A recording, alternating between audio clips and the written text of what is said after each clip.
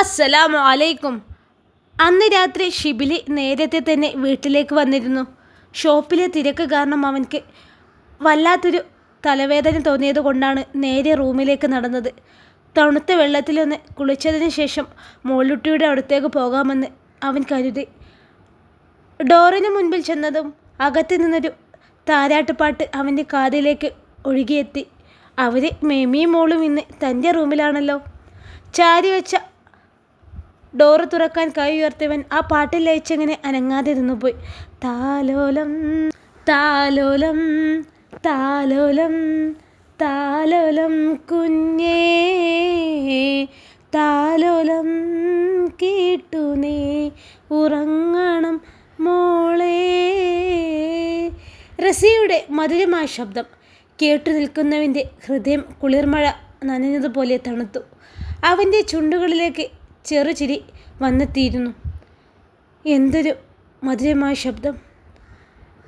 അവൻ ആ പാട്ടിന് കാതോർത്ത് ചുമരി ചാരി ഇങ്ങനെ നിന്നുപോയി.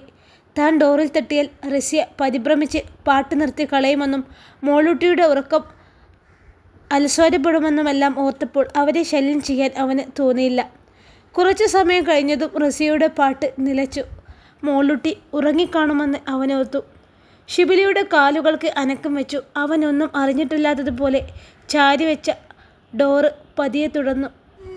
ഉറങ്ങിക്കിടക്കുന്ന കുഞ്ഞിപ്പെണ്ണിൻ്റെ അരികിലായി തലയണ എടുത്തു വയ്ക്കുകയായിരുന്നു റസിയ. ശബ്ദം കേട്ട് തിരിഞ്ഞു നോക്കിയതും അവനെ കണ്ട് പകച്ചുപോയി. അവനിപ്പോൾ വരുമെന്ന് അവളും കരുതിയതല്ല. അല്ലെങ്കിൽ പാതിരാത്രി കഴിയാതെ വീട്ടിൽ കയറാത്തവനല്ലേ. പ്രതീക്ഷിക്കാതെ അവനെ അവിടെ കണ്ടതിൻ്റെ പതർച്ച അവളെ പൊതിഞ്ഞു. ഇന്ന് വൈകുന്നേരം മോളൂട്ടി ഒപ്പിച്ച കുസൃതി കൂടി കൊടുത്തതും അവൾക്ക് അവൻ്റെ മുഖത്ത് നോക്കാൻ വല്ലായ്മ തോന്നി. ഞാൻ മോളൂട്ടിയെ ഇവിടെ ഉറക്കാന്ന് കരുതി. താൻ ഈ മുറിയിലേക്ക് വന്നത് അവനെ ഇഷ്ടപ്പെട്ടിട്ടില്ലായിരിക്കുമോ എന്നൊരു തോന്നലിൽ അവൻ്റെ മുഖത്ത് നോക്കാൻ കഴിയാതെ പറയുമ്പോൾ പരിഭ്രമം കൊണ്ട് അവളുടെ വാക്കുകൾ മുറിഞ്ഞു. ഷിബിലി നിഷ്കളങ്കത തുളുമ്പുന്ന ആ വട്ടമുഖത്തേക്ക് ഉറ്റുനോക്കി. അല്ല, അതെന്താണ് ഇന്നൊരു മാറ്റം? സാധാരണ കുഞ്ഞ് തൻ്റെ കൂടെ കിടന്നല്ലേ ഉറങ്ങാറ്? അതോ മോളൂട്ടി പറഞ്ഞോ തന്നോട് എൻ്റെ ബെഡിൽ കിടക്കണമെന്ന്? ഗൗരവത്തോടെ തന്നെയായിരുന്നു അവൻ്റെ ചോദ്യം. റസിയ അല്ലെന്ന് തല അനക്കുക മാത്രം ചെയ്തു. ആ പ്രവൃത്തി കാണുമ്പോഴാണ് അവന് ദേഷ്യം വരുന്നത്. എന്തെങ്കിലും ചോദിച്ചാൽ തല അനക്കിയോ മൂളിയോ ഒക്കെ അവളുടെ മറുപടി ഒതുക്കും. അക്കാര്യത്തിന് ഹാദിയയോടും അവൻ ദേഷ്യപ്പെടാറുണ്ടായിരുന്നു. ഒരു കാര്യം ചോദിച്ചാൽ മുഖത്ത് നോക്കി വ്യക്തമായ മറുപടി പറയണമെന്ന പക്ഷിക്കാരനാണ് അവൻ.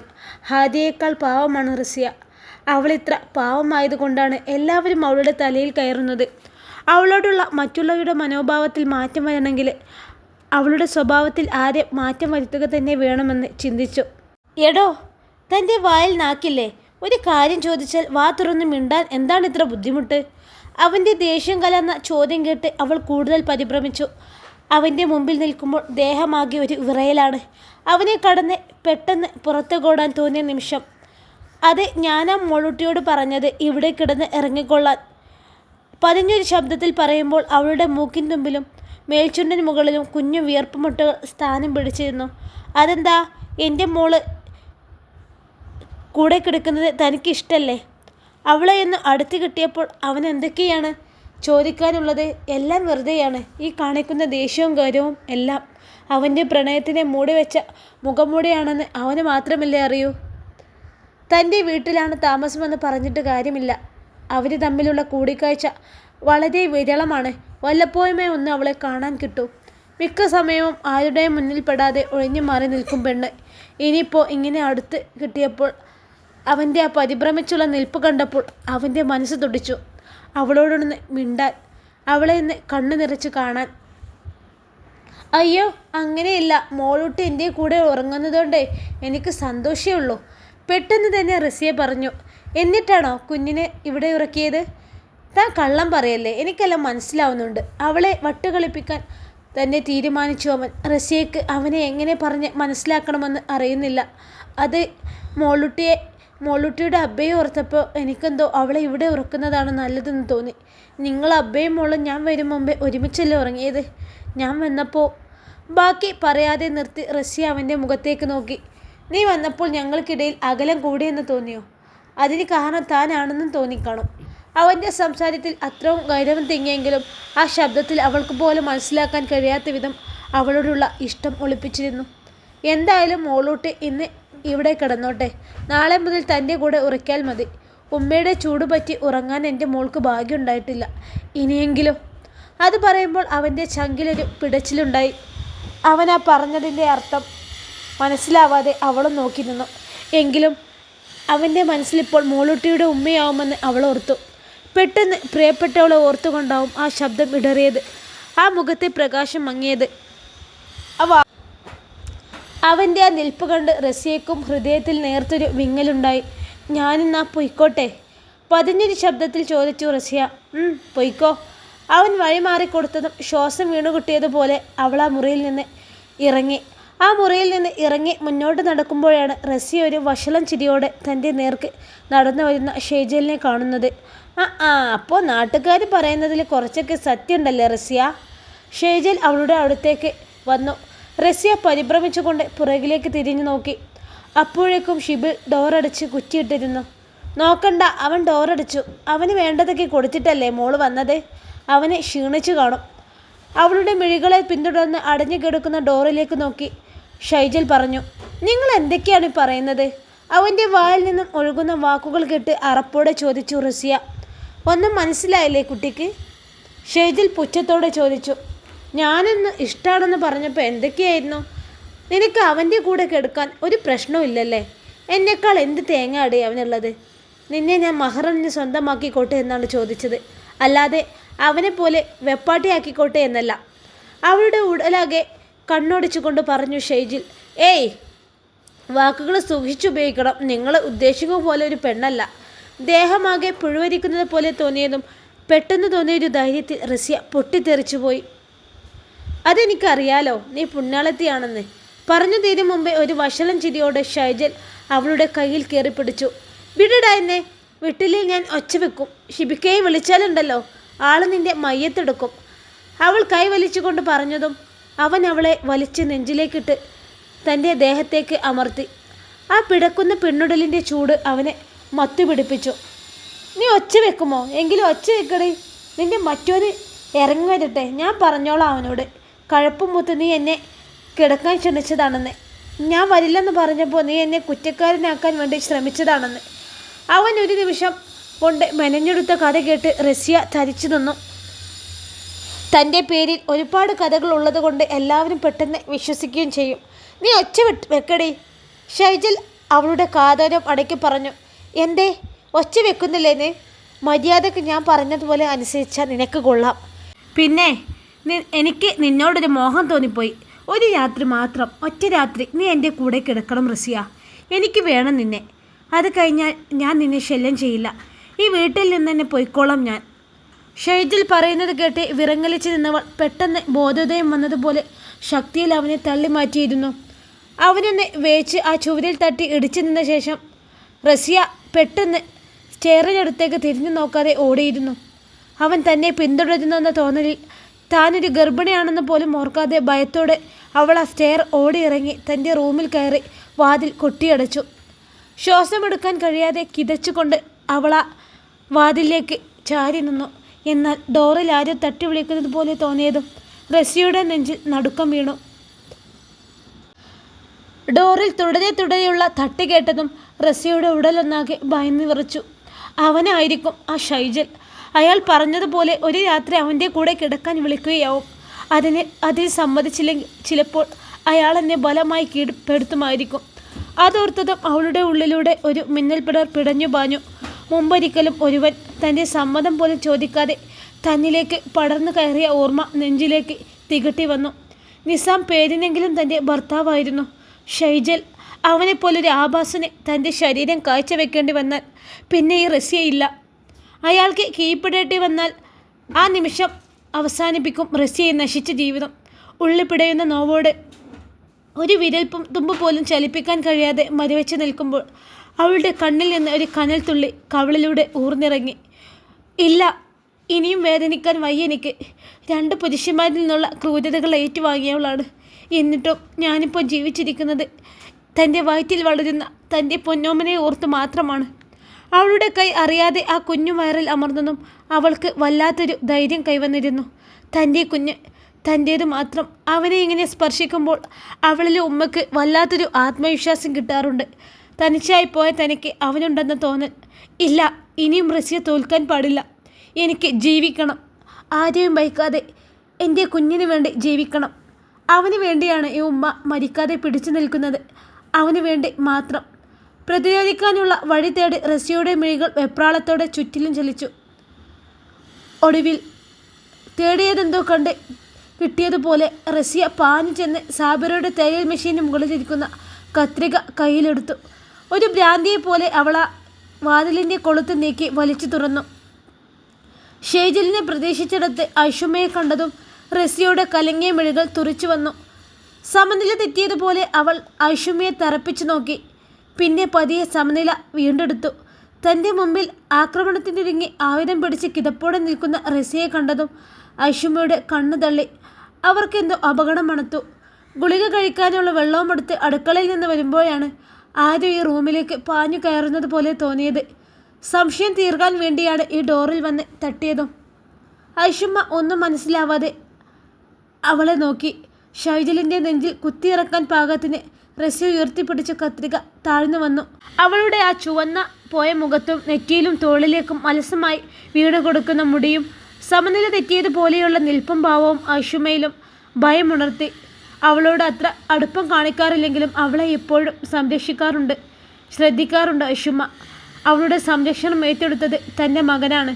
അവൾക്ക് ഈ വീട്ടിൽ സുരക്ഷിതത്വം ഉറപ്പുവരുത്തേണ്ടത് തൻ്റെയും കൂടി ഉത്തരവാദിത്തമാണെന്ന് അറിയാഞ്ഞിട്ടില്ല. ഗർഭിണിയായി അവളെ ഇവിടെ താമസിപ്പിക്കുന്നത് കൊണ്ടുള്ള വിദ്വേഷം കൊണ്ട് അവളോട് അടുക്കാൻ മനസ്സ് അനുവദിക്കുന്നില്ല എന്നതാണ് സത്യം. റസിയയുടെ ആ നിൽപ്പും ഭാവം കണ്ടാൽ അറിയാം അവൾ ആരെയോ ഭയക്കുന്നുണ്ടെന്ന്. റസിയ! അവളെ വിളിക്കുമ്പോൾ ഐഷുമ്മയുടെ സ്വരത്തിൽ അലിവ് കലർന്നിരുന്നു. ആ വിളിയിൽ റസിയ ഒന്ന് ഉലഞ്ഞുപോയി. ഉണ്ടാക്കിയെടുത്ത ധൈര്യം മുഴുവൻ ചോർന്നുപോയി. റസിയ തീർത്തും ദുർബലമായിപ്പോയി. തൻ്റെ മുമ്പിൽ നിൽക്കുന്നത് തൻ്റെ ഉമ്മയായിരുന്നെങ്കിൽ, ഉമ്മാക്ക് തന്നെ മനസ്സിലാക്കാൻ സാധിച്ചിരുന്നെങ്കിൽ അവൾ ആ നെഞ്ചിലേക്ക് വീണ് പൊട്ടിക്കരഞ്ഞാണ്. അത്രമേൽ ദുർബലയായിപ്പോയി ആ പെണ്ണ്. ഇതെന്താ ഇങ്ങനെ? ആരാണ് ഇങ്ങോട്ട് ഓടി വന്നത്? പറ, നീ ആരാണ് മോളെ പേടിക്കുന്നത്? ഐഷുമ്മ അവളുടെ അടുത്തേക്ക് വന്ന് തോളിൽ കൈവച്ചു. അവളുടെ ഉടലിലെ വിറയിൽ അവർക്ക് നന്നായി തിരിച്ചറിയാൻ കഴിഞ്ഞു. റസിയയ്ക്ക് ഷൈജലിനെ കുറിച്ച് പറയാൻ തോന്നി. അവനൊരു തെരുവേശിയെപ്പോലെ തന്നെ അന്തിക്കൂട്ടിനെ വിളിച്ചത് പറയാൻ നാവ് കൊതിക്കുന്നു. പക്ഷേ താൻ പറഞ്ഞാൽ ഇവരത് വിശ്വസിക്കുമോ? ഷൈജൽ അവരുടെ ജ്യേഷ്ഠൻ്റെ മകനാണ്. തന്നെക്കാൾ അവർക്ക് വേണ്ടപ്പെട്ടവൻ. അയാൾ മെനഞ്ഞെടുക്കുന്ന കള്ളക്കഥ കേട്ടാൽ ഇവരൊരിക്കലും തന്നെ വിശ്വസിക്കില്ല. കുടുംബത്തിൽ വെറുതെ കലഹം സൃഷ്ടിക്കുകയാണെന്ന് പറഞ്ഞ് തന്നെ കുറ്റപ്പെടുത്താനേ ആളുണ്ടാവൂ. റസിയ നെഞ്ചു നീർന്ന നോവോടെ ഓർത്തു. ഐഷുമ്മ അവളെ നോക്കി നിന്നു. എന്തു പറ്റി അമ്മായി? നിങ്ങളൊന്നും കിടന്നില്ലേ? എന്തേ റസിയ മോൾക്ക് പറ്റിയത്? ഷൈജലിൻ്റെ ശബ്ദം അവരെ തേടിയെത്തിയിരുന്നു.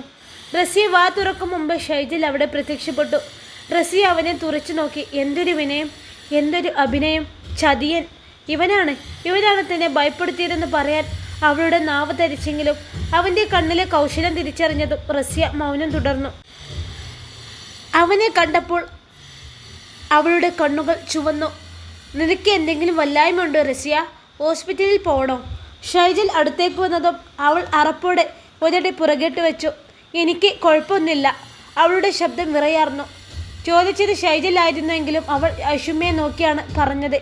എന്നാലും ഇന്നിവിടെ ഒറ്റയ്ക്ക് കിടക്കണ്ട. നീ സാബിറയുടെ മുറിയിൽ കിടന്നോട്ടോ. അല്ലെങ്കിൽ വേണ്ട, എൻ്റെ മുറിയിലേക്ക് വാ. ആകുലതയോടെ ഐഷുമ്മ പറഞ്ഞ വാക്കുകൾ അവളുടെ വിറയ്ക്കുന്ന ഹൃദയത്തിലേക്ക് നേർത്ത ആശ്വാസം പടർത്തി.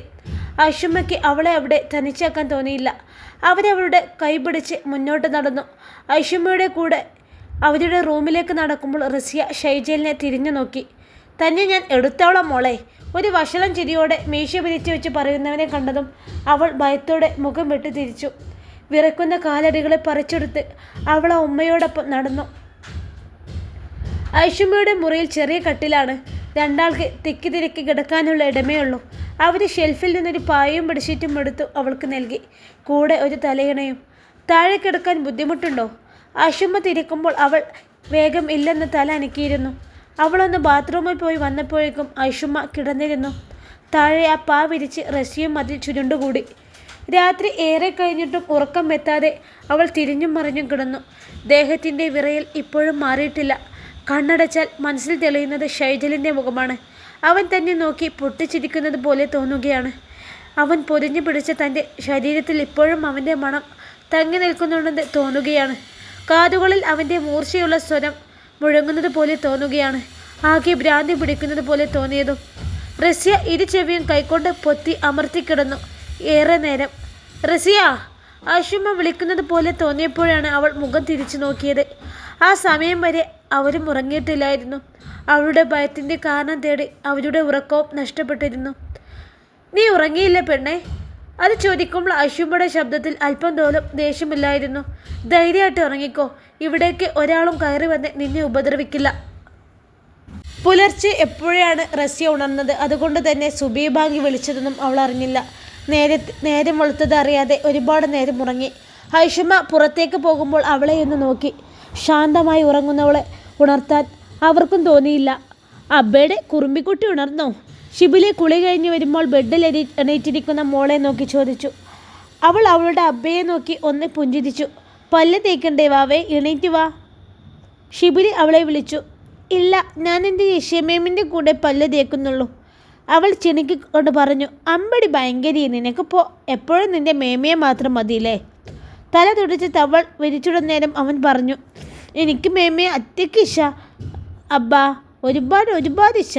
മേമിന്നെ പല്ല് തേപ്പിക്കും, കുപ്പിച്ച് തരും, കണ്ണെയ്ത് ചുന്തിരി വാവയാക്കി തരും. തല എനിക്ക് ഒരു പ്രത്യേക താളത്തിൽ പറയുന്ന കുഞ്ഞിപ്പെണ്ണിനെ കൗതുകത്തോടെ നോക്കി അവൻ അവളുടെ അടുത്തേക്കിരുന്നു. അത് മാറ്റല്ല, ഇവതൊക്കെ മേമി ഉമ്മ തരും. കവളിലും നെറ്റിയിലുമൊക്കെ വിരൽ ചേർത്തുകൊണ്ട് പറയുമ്പോൾ അവൾക്ക് എന്തൊരു സന്തോഷമാണെന്നോ. ആ സന്തോഷം അവളുടെ അബ്ബയുടെ മുഖത്തേക്കും പകർന്നിട്ടുണ്ട്. അത് ശരി, അപ്പോൾ എൻ്റെ മോളൂട്ടിക്ക് മേമിയെ ഒരുപാട് ഇഷ്ടമാണല്ലേ? അങ്ങനെയാണെങ്കിൽ മോളൂട്ടിക്ക് മേമിയെ ഉമ്മീന്ന് വിളിച്ചൂടെ? ഒട്ടൊരു കുസൃതിയോടെ ചോദിച്ചു ഷിബിലി. അത് പറ്റില്ല. അത് പറയുമ്പോൾ മോളൂട്ടിയുടെ മുഖം വാടിപ്പോയി. അതെന്തേ മോളൂട്ടി? അവൻ ആകാംക്ഷയോടെ കുഞ്ഞിൻ്റെ മുഖത്തേക്ക് നോക്കി. അത് പിന്നെ ഉമ്മൂമ്മയൊക്കെ പറഞ്ഞല്ലോ സിന്നുമാമിയെ ഉമ്മയെന്ന് വിളിക്കാൻ. സിന്നുമാമിയെ അബ്ബ കല്യാണം കഴിച്ചാലും മാമി മോളൂട്ടിയുടെ ഉമ്മയാവുമെന്ന് അവരൊക്കെ പറഞ്ഞല്ലോ. അതും പറഞ്ഞുകൊണ്ട് മോളൂട്ടി മുഖം കുനിച്ചു. അവളുടെ ശബ്ദത്തിൽ സങ്കടം വിങ്ങുന്നത് ഷിബിലി അറിഞ്ഞു. ഷിബിലി എന്താണ് ആ കുഞ്ഞിനോട് പറയേണ്ടത് എന്നറിയാതെ അവളുടെ മുഖത്തേക്ക് നോക്കി. ശരിക്കും അബ്ബ ഷിന്നുമാമിനെ കല്യാണം കഴിക്കോ? മോളൂട്ടി അബ്ബയുടെ മുഖത്തേക്ക് നോക്കി വിഷമത്തോടെ ചോദിച്ചു. കഴിക്കണോ? മോളൂട്ടി പറ. എൻ്റെ മോളൂട്ടി പറയുന്നവരെ മാത്രമേ അബ്ബ കല്യാണം കഴിക്കുമെന്ന് അബ്ബ പറഞ്ഞിട്ടുള്ളതല്ലേ? മോളൂട്ടി തന്നെ പറ. അവളുടെ ആഗ്രഹം എന്താവുമെന്ന് അറിയാൻ വേണ്ടിയാണ് അവൻ അങ്ങനെ ചോദിച്ചത്. എന്നാൽ മോളൂട്ടി ആകെ ആശയക്കുഴപ്പത്തിലായിരുന്നു.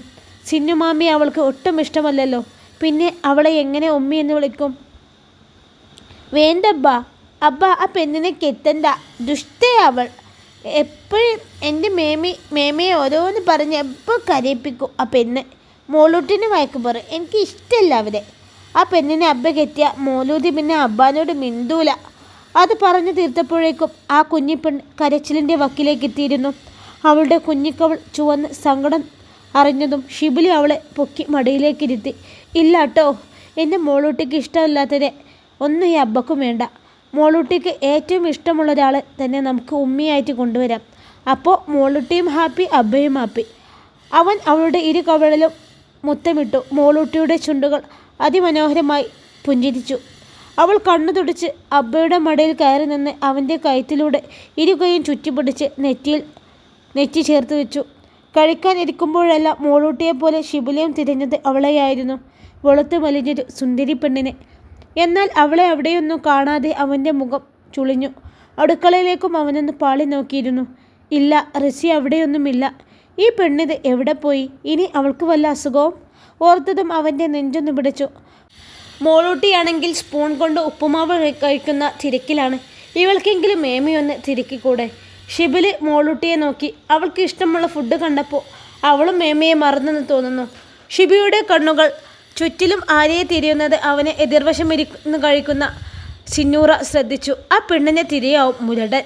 ഇത്ര അടുത്ത് ഞാനിരുന്നിട്ടും ഒരു നോട്ടം കൊണ്ട് പോലും തന്നെ നോക്കിയില്ലല്ലോ കോന്തൻ. ഓളാരാ, ലോകസുന്ദരിയോ? സിന്നൂരയുടെ മുഖം വീർത്തു. സിന്നൂരയുടെ മിഴികൾ തന്നിൽ തന്നെ തറഞ്ഞിരിക്കുന്നത് അറിഞ്ഞെങ്കിലും ഷിബിലി മനഃപൂർവ്വം അത് കണ്ടതായി ഭാവിച്ചില്ല. താനൊന്ന് നോക്കിയാൽ അവൾക്ക് വായ നോക്കാനുള്ള ഇൻട്രസ്റ്റ് കൂടത്തേയുള്ളൂ എന്ന് അവനോർത്തു. അവളൊന്ന് പെട്ടെന്ന് കഴിച്ച് എണീറ്റ് പോയിരുന്നെങ്കിൽ സാബിത്തയോട് റസിയ എവിടെ പോയി എന്ന് തിരക്കാമായിരുന്നു. അതെങ്ങനെയാ? തന്നെ സ്കാൻ ചെയ്ത് ഇരിക്കുകയല്ലേ?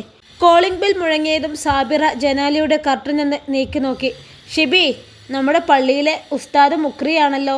ഇവരെന്താ ഈ കാലത്ത് തന്നെ ഇങ്ങോട്ട്? സാബിറ ആദിയോടെ ഷിബിലിയുടെ മുഖത്തേക്ക് നോക്കി. എന്തെങ്കിലും പിരിവിന് വേണ്ടി വന്നതാവും. സിന്നൂറ നിസ്സാരമായൊരു മറുപടി പറഞ്ഞ് അവിടെ തന്നെ ഇരുന്ന് കഴിച്ചു. സാബിറയോട് മോളൂട്ടിയെ നോക്കാൻ പറഞ്ഞ് കൈ കഴുകി ഷിബിലി ഹാളിലേക്ക് ചെല്ലുമ്പോൾ ഐഷുമ്മ മുൻവശത്തെ ഡോറ് തുറന്നിരുന്നു. മുറ്റത്ത് നിൽക്കുന്ന ഉസ്താദിനെ കണ്ടതും ഐഷുമ്മ എന്ന് വെപ്രാളപ്പെട്ടു. ഉയർത്തിയിട്ടിരുന്ന തട്ട നേരെ ഇട്ട് ബഹുമാനത്തോടെ അവരെ അകത്തേക്ക് ക്ഷണിച്ചിരുത്തുമ്പോഴും ഇവരെന്തിനു വേണ്ടി വന്നതാവുമെന്ന് ഓർത്ത് ഉള്ളിലൊരു പിടപ്പായിരുന്നു. ഷിബിലി ഇല്ലേ ഇവിടെ? സോഫയിലേക്ക് ഇരുന്നു കൊണ്ട് ഉസ്താദ് ചോദിച്ചു. ഉണ്ടല്ലോ, പുഞ്ചിരിയോടെ പറഞ്ഞുകൊണ്ട് ഷിബിലി അങ്ങോട്ട് വന്നു. അപ്പോഴേക്കും ഹാജറയും ഷൈജലും അവന് പിറകിലായി ഹാളിൽ സ്ഥാനം പിടിച്ചു. ഇതിപ്പോൾ എന്തിനു വന്നതാ നാത്തൂനെ? ഹാജറ ഐഷുമ്മയുടെ ചെവിയിൽ അടക്കി ചോദിച്ചതും എനിക്കൊന്നും അറിയില്ലെന്ന് ഐഷുമ്മ കൈമലർത്തി കാണിച്ചു. ഷിബിലി ഇരിക്ക്, എനിക്ക് ചിലത് ചോദിക്കാനുണ്ട്. ഉസ്താദ് പറഞ്ഞതും അവൻ അനുസരണയോടെ അയാൾക്കരികിലിരുന്നു. ഞാൻ അറിഞ്ഞതൊക്കെ സത്യമാണോ ഷിബിലി? നിസാമിൻ്റെ ഭാര്യ ഇപ്പോൾ നിൻ്റെ വീട്ടിലാണ് താമസിക്കുന്നത്? ഉസ്താദിൻ്റെ ചോദ്യം കേട്ട് ഐഷുമ്മ എന്ന് പകച്ചുവെങ്കിലും സാബിറക്കും ഷൈജലിനും അതങ്ങ് ഇഷ്ടപ്പെട്ടിരുന്നു. എന്നാൽ ഷിബിലിയുടെ മുഖത്തൊരു ഭാവവ്യത്യാസവുമില്ല. റസിയയാണ് ഉസ്താദ് ഉദ്ദേശിച്ചതെങ്കിൽ അവൾ ഇവിടെയുണ്ട് ഉസ്താദെ. ഇന്നലെ പതിവില്ലാതെ ഹംസയും നിസാമും പള്ളിയിലേക്ക് വന്നിരുന്നു. ആ കുട്ടിയെ തൊലാക്ക് ചൊല്ലി ഒഴിവാക്കുന്നതിനെക്കുറിച്ച് പറയാനാണ് അവർ വന്നത്. അതിനവർ കുറച്ച് കാരണങ്ങളും പറഞ്ഞു. ആ പെൺകുട്ടിയെ കണ്ട് സത്യം എന്താണെന്ന് അന്വേഷിക്കേണ്ടത് ഈ മഹലിലെ ഉസ്താദായ എൻ്റെ കൂടി കടമയാണല്ലോ. അതിൻ്റെ നേരറിയാൻ വേണ്ടിയാണ് ഞാൻ വന്നത്. ഉസ്താദ് വന്ന കാര്യം പറഞ്ഞു. അതിപ്പോൾ അറിയാനെന്തിരിക്കുന്നു ഉസ്താദെ? ഒരു കാര്യമില്ലാതെ നിസാം രാത്രിക്ക് രാത്രി ആ പെണ്ണിനെ ഇറക്കി വിട്ടില്ലേ? ഉണ്ടാക്കിയ തന്തയും തള്ളയും വരെ ഓളെ വേണ്ടെന്ന് വെച്ചെങ്കിൽ അതവളെ കയ്യിരിപ്പ് കൊണ്ട് തന്നെ ആവൂലേ? ഉസ്താദിനോട് ഹാജറ പറഞ്ഞു. ഷിബിലിയുടെ രൂക്ഷമായ നോട്ടം അവരെ തേടി എത്തിയതും അവർ വാ അടച്ചു. ഉസ്താദ് ഷിബിലിയെ നോക്കി. അവൻ്റെ മുഖത്ത് ഗൗരവം നിറഞ്ഞിരുന്നു. ഉമ്മ, നിങ്ങൾ റസിയാനെ ഇങ്ങോട്ട് വിളിക്ക്. അവളെക്കുറിച്ച് പറയാൻ ഓള് തന്നെയേ നല്ലത്. ഷിബിലി ഐഷുമ്മയെ നോക്കി പറഞ്ഞു. ആ കുട്ടി എണീറ്റിട്ടില്ല. ഇന്നലെ രാത്രി ഓൾക്കെന്തോ വയ്യായിക പോലെ. പള്ളിയിലുള്ള പെണ്ണല്ലേ. നേരം പുലരാൻ നേരത്തെ എപ്പോഴാണ് കണ്ണെന്ന് ചിമ്മിയത്. ഞാൻ അവളെ വിളിക്കാം. ഐഷുമ്മ പറയുന്നത് കേട്ട് ഷിബിലിയുടെ ചങ്കിടിച്ചു. റസിയക്ക് വയ്യെന്നോ? എന്നിട്ട് എന്താണ് ഉമ്മ ഇതുവരെ തന്നോട് പറയാതിരുന്നത്? അവന് ദേഷ്യവും സങ്കടവും ഒരുമിച്ച് വന്നു. എന്നാൽ ഷൈജലിൻ്റെ മുഖത്തൊരു പതർച്ചയുണ്ടായിരുന്നു. താൻ പറഞ്ഞത് വല്ലതും റസിയ ഇവരോട് പറയുമോ? ഇരിപ്പുറക്കാതെ ഒരു മൂളിപ്പാട്ടോടെ ഷൈജൽ റസിയ വരും മുമ്പേ അവിടെ നിന്നും പോയി. നാത്തൂൻ പോയി അവർക്ക് കുടിക്കാനുള്ള ചായ പുറത്തേക്കെടുത്തോ. റസിയെ ഞാൻ വിളിച്ചോളാം. ഹാജറ ഐഷുമ്മയുടെ കൂടെ വന്ന് പറഞ്ഞു. ഐഷുമ്മയെ അടുക്കളയിലേക്ക് പറഞ്ഞു വിട്ട് ഹാജറ ഐഷുമ്മയുടെ റൂമിന് നേരെ നടന്നു. ഡോറ് തുറന്നതും അകത്തേക്ക് കയറിയതും നിലത്ത് പായൽ ചുരുണ്ടുകൂടി ഉറങ്ങുന്നവളെ കണ്ട് അരിശത്തോടെ പല്ലു കടിച്ചു ഹാജറ. ഡീ പെണ്ണേ! അങ്ങനെ വിളിക്കുന്നതോടൊപ്പം വലത് കാലുയർത്തി റസിയുടെ കാലിൽ ഒറ്റ ചവിട്ടായിരുന്നു. ഉമ്മ! വേദന കൊണ്ട് റസിയ കിടത്തിൽ കിടന്ന് പുളഞ്ഞുപോയി. ഉറക്കത്തിൽ നിന്ന് ഞെട്ടിയ അവൾ മുന്നിൽ നിൽക്കുന്ന ഹാജറയെ കണ്ടതും പിടഞ്ഞുകൊണ്ട് എഴുന്നേറ്റു. നട്ടുച്ചയായിട്ടും കെട്ടിലമ്മക്ക് എഴുന്നേക്കാനായില്ലേ? ഇവിടുത്തെ ഉപ്പും ചോറും തിന്ന് തടിച്ച് കൊഴുത്തല്ലോ തമ്പുരാട്ടി. നേരത്തെ എണീറ്റ് വീട്ടിലെ പണിയെങ്കിലും ചെയ്യാൻ നിന്നോട് ആരെങ്കിലും പറഞ്ഞിട്ട് വേണോടി? നാണമില്ലാത്തവളെ. ഹാജറയുടെ ശകാരം കേട്ട് റസിയയുടെ മുഖം കുനിഞ്ഞു. നേരം പുലർന്നതറിയാതെ ഞാൻ ഇത്രയും സമയം ഇവിടെ കിടന്നുറങ്ങിയോ? റസിയ ചുറ്റിലും നോക്കി. പിന്നെ ഒരു വെപ്രാളത്തോടെ ഐഷുമ്മ അവൾക്ക് നൽകിയ ബെഡ്ഷീറ്റും പായമെല്ലാം മടക്കി ഷെൽഫിനകത്തേക്ക് തന്നെ തിരികെ വെച്ചു. അപ്പോഴും ഹാജറ എന്തൊക്കെയോ പറഞ്ഞുകൊണ്ട് അവളുടെ പുറകെ തന്നെ വന്നു. പെണ്ണേ, നിന്നെ തേടി പള്ളിയിലെ ഉസ്താദ് വന്നിട്ടുണ്ട്. വേഗം മുഖമൊക്കെ കഴുകി പുറത്തേക്ക് വാ. ഹാജറ പറയുന്നത് കേട്ട് റസിയ ഒരു നിമിഷം നിശ്ചലമായിപ്പോയി. ഉസ്താദ് തന്നെ തേടി വന്നെന്നോ? എന്തിന്? അവൾ ചോദ്യഭാവത്തിൽ ഹാജറയുടെ മുഖത്തേക്ക് നോക്കി. അവരോട് തുറന്നു ചോദിക്കാനും അവൾക്ക് ഭയം തോന്നി. പിന്നെ ആൻറ്റി കെട്ടിയോനെ അന്നെ മൊയ് ചൊല്ലാൻ പോവാണെന്ന് പറഞ്ഞ് ഉസ്താദിൻ്റെ അടുത്തേക്ക് വന്നിരുന്നത്രേ. അവന് ശല്യം ഒഴിവാക്കുന്നതാവും. ഇതിപ്പോൾ എൻ്റെ വയറ്റിൽ കിടക്കുന്നതിൻ്റെ തന്ത ആരാണെന്നറിയാൻ വന്നതാണെന്ന് തോന്നുന്നു ആ ഉസ്താദ്. ഹാജറ പുച്ഛത്തോടെ ചിരിച്ചു. റസിയ ഒരു പാവ കണക്കി അവരെ നോക്കി നിന്നു. അവളുടെ മിഴികൾ അറിയാതെ വയറിലേക്ക് നീണ്ടു. പൊന്നു മോളെ, അതിൻ്റെ തന്ത ആരാണെങ്കിലും അതങ്ങ് തുറന്നു പറഞ്ഞാണ്ടി. ഇനി ആരെ പറയണമെന്നറിയാതെ ഇവിടെ തന്നെ അങ്ങ് പറ്റിക്കൂടാൻ വേണ്ടി ഈ വീട്ടിലുള്ളവരെയൊന്നും പറഞ്ഞേക്കല്ലേ. വലിയ സിദ്ധിയൊക്കെയുള്ള മനുഷ്യനാ. നിന്റെ കള്ളത്തരങ്ങളൊക്കെ കയ്യോടെ പിടിക്കും. ഹാജറ അവളുടെ ഹൃദയത്തിലേക്ക് ഭയം കോരിയിടാൻ ശ്രമിച്ചു. എന്നാൽ റസിയ അവർ പറഞ്ഞതൊന്നും കേട്ടില്ല. തൊലാക്ക്, ആ വാക്കിൽ കുരുത്തു പോയിരുന്നു റസിയുടെ ഹൃദയം. ഒരിക്കൽ തന്നെ ഒരുപാട് വേദനിപ്പിച്ച വാക്ക്, ഒരിക്കൽ തന്നെ വേദനകളുടെ ആഴങ്ങളിലേക്ക് ചവിട്ടി തള്ളിയിട്ട വാക്ക്. മൻസൂർ എന്ന മനുഷ്യൻ തന്നെ തൊലാക്ക് ചൊല്ലിയപ്പോൾ താൻ എന്തുമാത്രം വേദനിച്ചു. തൻ്റെ ഹൃദയം വലിച്ചു പറിച്ചെടുത്ത് തീയിലേക്ക് വലിച്ചെറിയുന്നത്ര വേദന ആ നിമിഷം ഞാൻ അനുഭവിച്ചില്ലേ. അതുവരെ പ്രാണനെ പോലെ കണ്ട് മനുഷ്യൻ തന്നെ ഭ്രാന്തി എന്ന് മുദ്ര കുത്തി വേർപിരിഞ്ഞങ്ങ് പോയപ്പോൾ മരണത്തെ കൊതിച്ചു ആ 4 ചുവരുകൾക്കുള്ളിൽ കഴിച്ചു കൂട്ടുകയായിരുന്നില്ലേ ഞാൻ. അന്ന് തിന്നു നിർത്ത നോവിനെക്കുറിച്ച് ഓർത്തതും അവളുടെ ഹൃദയമൊന്ന് വിറച്ചു. ബാത്റൂമിൽ പോയി വായും മുഖവും കഴുകി പുറത്തേക്ക് വരുമ്പോൾ അവളെ കാത്ത് ഹാജറ മുറിയിലുണ്ട്. റസിയയെ കണ്ടതും ദഹിപ്പിക്കും പോലെ നോക്കി ആ സ്ത്രീ. നീ അതിനുള്ളിൽ പെറ്റി കിടക്കാൻ പോയതാണോ പെണ്ണേ എന്നൊരു കനപ്പിച്ച ചോദ്യവും. റസിയ ഹാളിലേക്ക് വരുമ്പോൾ ഐഷുമ്മ കൊണ്ടുവന്ന ചായ കുടിക്കുകയായിരുന്നു. ഉസ്താദ് മുക്രിയും ഭൂമിയെപ്പോലും നോവിക്കാത്ത വിധം പതിഞ്ഞൊരു കാൽവെപ്പോടെ നടന്നു വരുന്ന ഷിബിലിയും കണ്ടു. അവളുടെ ക്ഷീണം എടുത്തു കാട്ടുന്ന മുഖത്ത് അവൻ്റെ കണ്ണുകൾ കുടുങ്ങിക്കിടന്നു. അവൾക്ക് അടുത്തേക്ക് ഓടിപ്പോകാൻ കൊതിക്കുന്ന പാദങ്ങളെ വിലക്കി അവൻ ഇരുന്നു. ഒന്നങ്ങ് അനങ്ങി നടന്നോട് പെണ്ണെ, ഒന്ന് അനങ്ങിയെന്ന് വെച്ച് എൻ്റെ ഉള്ളിൽ കൊരുത്തത് കൊഴിഞ്ഞു പോകുന്നില്ല. ഹാജറ അവളുടെ കാതിൽ അടക്കം പറഞ്ഞതും റസിയ അവരെയൊന്ന് നോക്കി. ഇതാണ് ഉസ്താദെ നിങ്ങൾ തിരക്കി വന്ന റസിയ. ചോദിക്കാനുള്ളതെല്ലാം ഓളോട് നേരിട്ടങ്ങ് ചോദിച്ചോളി. അരികു ചേർന്ന് പതുങ്ങിയവളെ ഹാജറ ഉസ്താദിൻ്റെ മുമ്പിലേക്ക് തള്ളി നിർത്തി. അവരുടെ ആ പ്രവൃത്തി ഒട്ടും ഇഷ്ടമാവാതെ ഷിബിലി ദേഷ്യത്തോടെ അവരെ നോക്കി. ഉസ്താദ് ചായ കുടിച്ചു തീർത്ത ഗ്ലാസ് ടീപ്പോയ്ക്ക് മുകളിൽ വെച്ച് റസിയെ നോക്കി. റസിയയ്ക്ക് എന്നെ മനസ്സിലായില്ലേ? ഞാൻ ഈ മഹലിലെ ഉസ്താദാണ്. അവളുടെ നിഷ്കളങ്കത തിങ്ങിയ മുഖത്തേക്ക് നോക്കി അയാൾ സ്വയം പരിചയപ്പെടുത്തി. റസിയ അറിയാമെന്ന് തല അനക്കിയൊന്ന് മൂളി. മുക്കിയും മൂളിയും നിൽക്കാതെ വാ തുറന്നങ്ങ് മറുപടി കൊടുക്കു പെണ്ണെ. ഹാജറ അവളുടെ കയ്യിലൊന്ന് തട്ടിക്കൊണ്ട് പറഞ്ഞതും മുസ്ലിയാരെ ആ സ്ത്രീയെ ഒന്ന് നോക്കി. നിങ്ങളൊക്കെ ഒന്ന് പുറത്തേക്ക് നിന്നോളേ. ഉസ്താദിന് സംസാരിക്കാനുള്ളത് ഈ കുട്ടിയോടാണ്. ഉസ്താദിൻ്റെ നോട്ടത്തിൻ്റെ അർത്ഥം മനസ്സിലാക്കി മുക്രി പറഞ്ഞതും ഐഷുമ്മയോടൊപ്പം മനസ്സില്ലാ മനസ്സോടെ ഹാജറയും പുറത്തേക്ക് നടന്നു. നാത്തൂന് അവിടെ തന്നെ നിന്നാൽ മതിയായിരുന്നു. ഇനിയിപ്പോൾ ആ പെണ്ണ് എന്തൊക്കെ കള്ളങ്ങളാണാവോ ഉസ്താദിൻ്റെ കാതിൽ ഓതിക്കൊടുക്കാൻ പോകുന്നതെന്ന് ആർക്കറിയാം. അടുക്കളയിൽ വന്ന് നിൽക്കുമ്പോൾ ഹാജറ അടക്കം പറഞ്ഞു. എന്നാൽ ഐഷുമ്മ അതിനൊരു മറുപടിയും പറഞ്ഞില്ല. ഇനിയിപ്പോൾ ഓളുടെ വയറ്റിൽ വളരുന്ന കുട്ടി ഇവിടുത്തെ ഷിബിലിയുടെയാണെന്ന് അവളെങ്ങാനും പറയുമോ ആവോ. ഹാജറ ഐഷുമ്മയെ ഒന്ന് നോക്കിക്കൊണ്ട് പറഞ്ഞു. മതിയാക്ക ഹാജറ, വെറുതെ ഊഹം വെച്ച് ഓരോന്നും പറയണ്ട.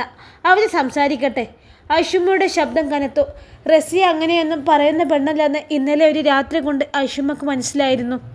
റസിയയുടെ ഭർത്താവ് നിസാം ഇന്നലെ എന്നെ കാണാൻ വന്നിരുന്നു. അവനെ ഈ ബന്ധം വേർപ്പെടുത്താനാണ് താല്പര്യം. റസിയക്കും അതേ അഭിപ്രായം തന്നെയാണോ? ഉസ്താദ് അവളോട് ചോദിച്ചു. റസിയ അവരെ ഒന്ന് മുഖമുയർത്തി നോക്കി. അപ്പോൾ അവളുടെ കണ്ണുകൾ നിറഞ്ഞു തുളുമ്പിയിരുന്നു. അവൾക്ക് എന്തൊക്കെയോ പറയണമെന്നുണ്ട്. വാക്കുകൾ തൊണ്ടയിൽ കുടുങ്ങിക്കിടന്നു. അവളുടെ ചുണ്ടുകൾ വിറച്ചു തുടങ്ങി. ആ നിൽപ്പ് കണ്ട് അവളെ നോക്കിയിരിക്കുന്നവൻ്റെ ചങ്കുലഞ്ഞു. പറ കുട്ടി, ഉസ്താദ് ചോദിച്ചത് കേട്ടില്ലേ? മുക്രി അവളെ നോക്കി പറഞ്ഞു. കവളിലെ കണ്ണുനീർ തുടച്ചുകൊണ്ട് റസിയ അവരെ നോക്കി. മഹറിൻ്റെ പവിത്രത കാത്തു സൂക്ഷിക്കേണ്ടത് സ്ത്രീ മാത്രമല്ലല്ലോ, പുരുഷനും അതിനോട് നീതി പുലർത്തേണ്ടതില്ലേ? അയാൾ എന്നെ നിക്കാഹ് ചെയ്തു എന്നല്ലാതെ ഒരു നിമിഷം പോലും അയാൾ എന്നെ ഭാര്യയായി കണ്ടിട്ടില്ല. ഒരു ഭാര്യയ്ക്ക് കിട്ടേണ്ട പരിഗണനയൊന്നും അയാളിൽ നിന്ന് എനിക്ക് കിട്ടിയിട്ടില്ല. എൻ്റെ വീട്ടുകാർ എനിക്കിട്ട വില മാത്രമാണ് അയാളും അയാളുടെ ഉപ്പയും ആഗ്രഹിച്ചത്. അല്ലാതെ റസിയെ അറിയാൻ അയാൾ ഒരിക്കലും ശ്രമിച്ചിട്ടില്ല. ശബ്ദം ഇടറാതിരിക്കാൻ പരമാവധി ശ്രമിക്കുന്നുണ്ടെങ്കിലും പറയുമ്പോൾ അവളുടെ തൊണ്ട ഇടറിപ്പോകുന്നുണ്ടായിരുന്നു. അവളുടെ സങ്കടം വിങ്ങിയ മുഖത്തേക്ക് നോക്കാൻ കഴിയാതെ ഷിബിലി അവളിൽ നിന്നും നോട്ടം മാറ്റിക്കളഞ്ഞു. അവൻ്റെ ഉള്ളിൽ അവളെ നോവിച്ചവരോടുള്ള പക അലയടിച്ചുയർന്നു. ശരീരത്തെ മാത്രമല്ല, എൻ്റെ ആത്മാവിനെയും അയാൾ ചവിട്ടിയരച്ച് നോവിക്കുകയായിരുന്നു.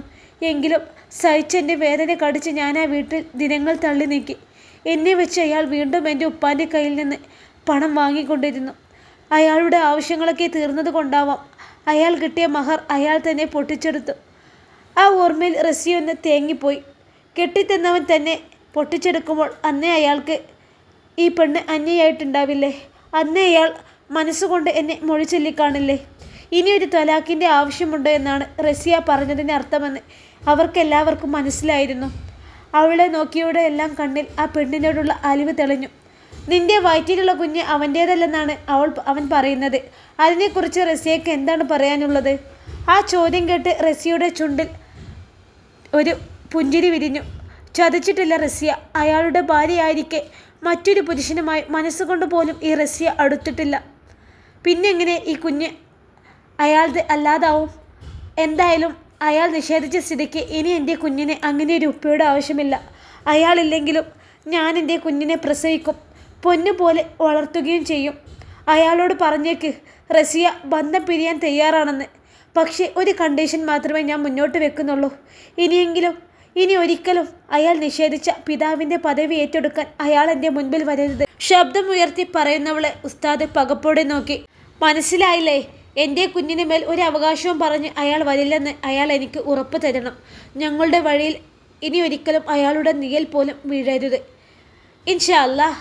ഈ കഥയുടെ ബാക്കി ഭാഗവുമായി നാളെ കാണാം. അസ്സലാമു അലൈക്കും.